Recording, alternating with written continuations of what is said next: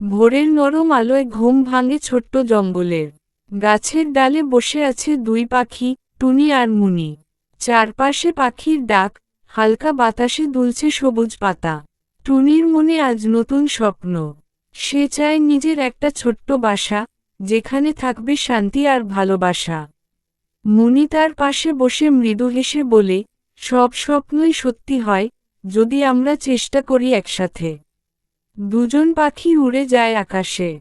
তারা খুঁজতে থাকে শুকনো ডাল, নরম ঘাস আর পাতার টুকরো। টুনি যত্ন করে এক এক করে ডাল নিয়ে আসে, আর মুনি সেগুলো সাজিয়ে সুন্দর করে গুছিয়ে রাখে। তাদের ছোট্ট প্রচেষ্টায় ধীরে ধীরে গড়ে উঠতে থাকে নতুন একটি ঘর।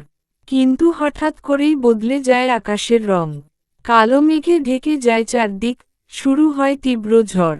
বাতাসে কাঁপতে থাকে ডালপালা, তাদের অর্ধেক বানানো বাসা ভেঙে যাওয়ার উপক্রম।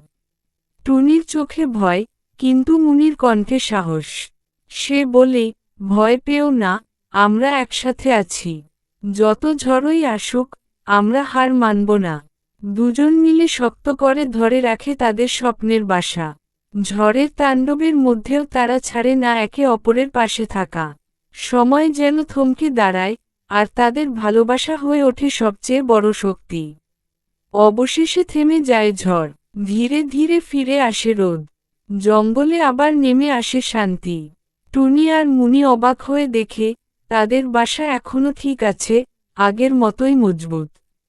তাদের চোখে খুশির ঝিলিক। এই ছোট্ট বাসা শুধু ডাল আর পাতার নয়, এটি তাদের ভালোবাসা, বিশ্বাস আর একসাথে লড়াই করার গল্প। দুজন পাখি বসে পড়ে তাদের নতুন ঘরে। নরম বাতাসে ভেসে আসে তাদের আনন্দের গান। এই গল্প আমাদের শেখায়, জীবনে যত বাধাই আসুক, যদি পাশে থাকে সত্যিকারের সঙ্গী, তাহলে কোনো ঝড়ই আমাদের ভাঙতে পারে না। ভালোবাসা আর একসাথে থাকার শক্তিই জীবনের সবচেয়ে বড় আশ্রয়। Clapper board.